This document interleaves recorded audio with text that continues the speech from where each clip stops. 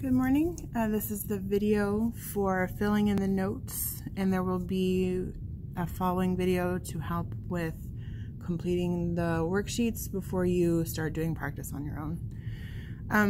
For this, you're going to need at least 3 colors of highlighters and something to write with. I'm going to be using a pen so that you can see on the video. You can do the notes in pen, but once you get to the worksheets, you really need to use pencil, because you're going to have to do a lot of erasing. Okay, so today we're going to talk about writing chemical equations and then also how to balance your chemical equation.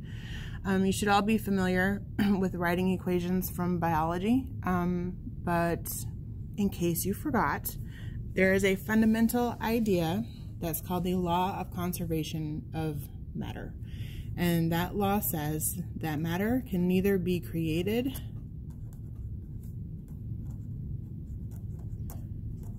or destroyed. All matter that exists has always existed. It may have taken a different form, but it's always existed. When you burn something, you're not actually destroying it. You are releasing the energy from the chemical bonds, but all the atoms that were there are still there. They're just in a different form now. You just converted it to something else. So because of this law, this is a fundamental law of all of science and just life in general. For our purposes, this means that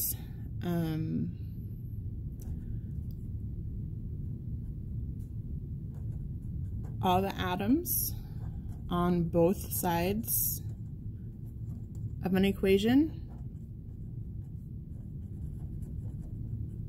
must be equal. It's very important that you have the same number of atoms on one side as you on the other side, because of this law.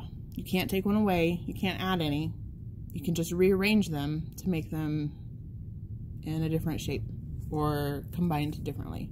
Okay, so this is the basis of writing an equation and then being able to make sure that equation is balanced so that it obeys this law. All right, so hopefully all of you lovely sophomores that took biology last year can recognize this equation, which is the equation for photosynthesis. Okay, like we did last year, I'm going to take a color highlighter and I want you to highlight this. Okay, these things are what we call our products. That is what we are making. Okay, this right here, if you remember, are called the reactants. These are like our ingredients, or what we are using as materials to create our products. And then here in the middle, this is our yield sign.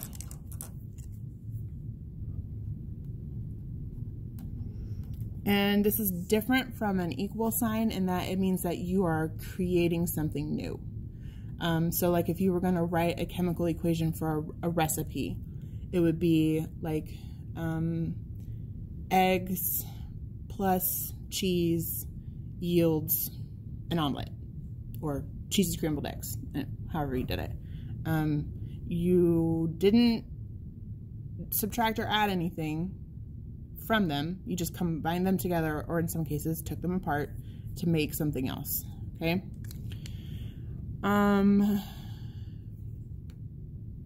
Hopefully we all recognize CO2, H2O, C6H12O6, in this case glucose, but now we know could be something else, another monomer, and then O2 are our products.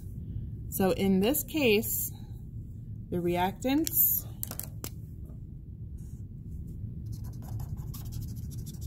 and the products must be equal.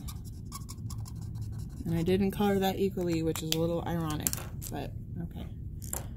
Must be equal. equal. Okay. So, first of, when you're writing an equation, you need to know what compounds or substances you're being used. For instance, on your practice worksheet that we're going to do in just a second, where the writing chemical equations, it'll tell you to translate them into words, and then down here you're going to take the words and make it into an equation, because an equation is just a representation of something that is happening. That's all that it is. So keep that in mind, that it's just a mathematical representation of an actual reaction that is taking place. Okay, so these reactions have to be balanced, and to find the balance in the force, you can only use coefficients. I know how to spell this word. Only use coefficients, okay? You cannot change the subscripts at all. Then you would be creating a new substance. We can only add molecules of the substance, which would be the coefficients, okay?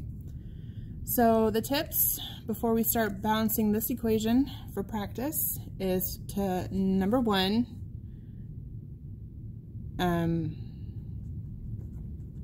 easy element first, which also means tip number two is the lone element. Okay, so a lone element means that in either side of the equation, it's only in one place. For instance, an example of not lone is oxygen. Oxygen is in two places here, and it's in two places here. That's going to be the hardest one to balance, so we're going to leave that one for last. Oops, sorry, camera's falling down. Okay, we're going to leave that one for last. Hydrogen is only in one place, and carbon is also only in one place. However, this carbon is by itself. So this is the easiest one because there's no subscript, okay? So we are going to make a little chart.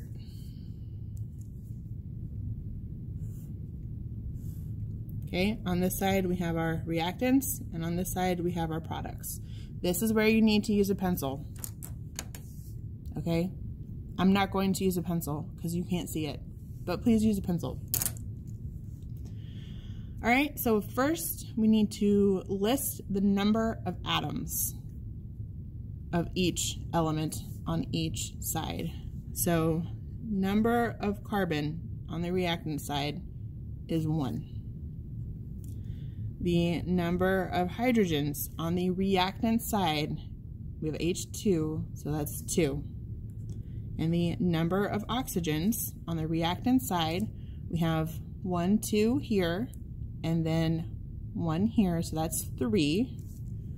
So we have 3. Okay, now we also have to do our products.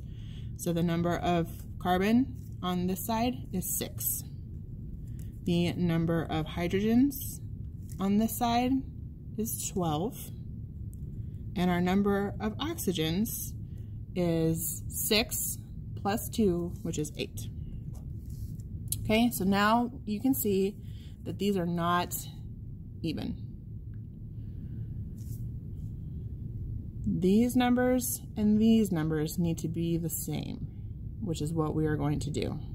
Okay, you're going to, so tip number 3 is to write it down. And the last one is to save the hydrogens or oxygens for last,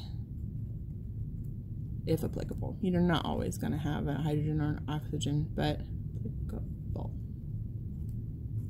But if you do, those are good ones to save for last, especially like here where the oxygen is in 2 places. We'll do that one last, okay? All right, so this one's the easiest one. So tip number 1, we need it to be 6. We can only use a coefficient, which means we're multiplying only.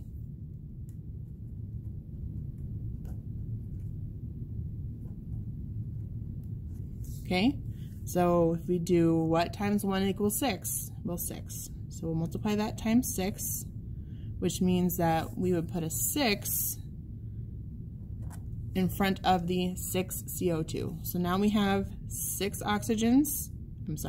carbons here, but now our number of oxygens has changed since this is 6 carbons, and we also added 6 O2 molecules, which 6 times 2 is 12. Okay, so now we have 12 and 13 of oxygens on this side. Okay, we have 13.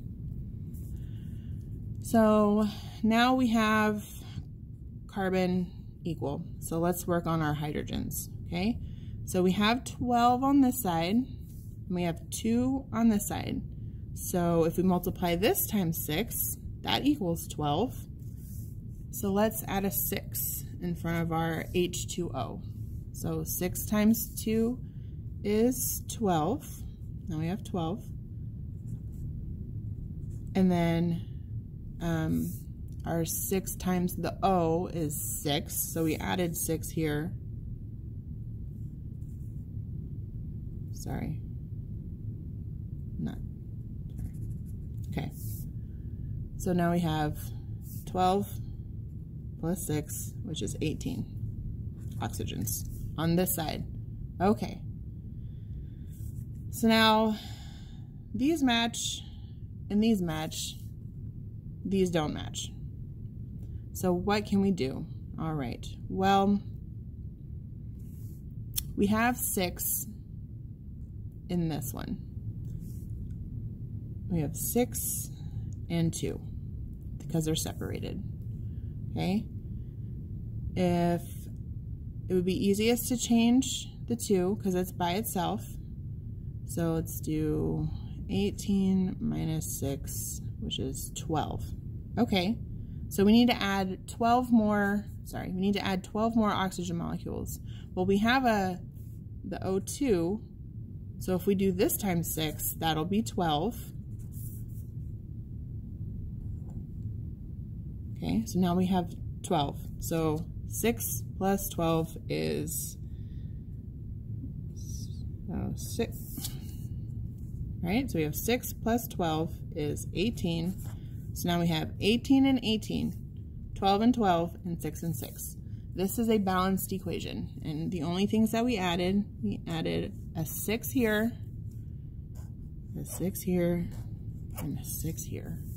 So when this reaction happens in real life, you need 6 carbon dioxides and 6 waters. Then you add some light, and then it creates, using those materials, 1 glucose molecule, and then you have 6 O2 molecules left over. And that is how you balance an equation. It can be very messy. This is gonna be not pretty, which is why you should use pencil and not pen, okay? So I would like for you to take this and tape it into your notebook on whatever page that I have indicated it should go on the website. And then you're gonna watch the next video to do some practice problems with me, and then you can do the problem, finish the rest of the problems on your own.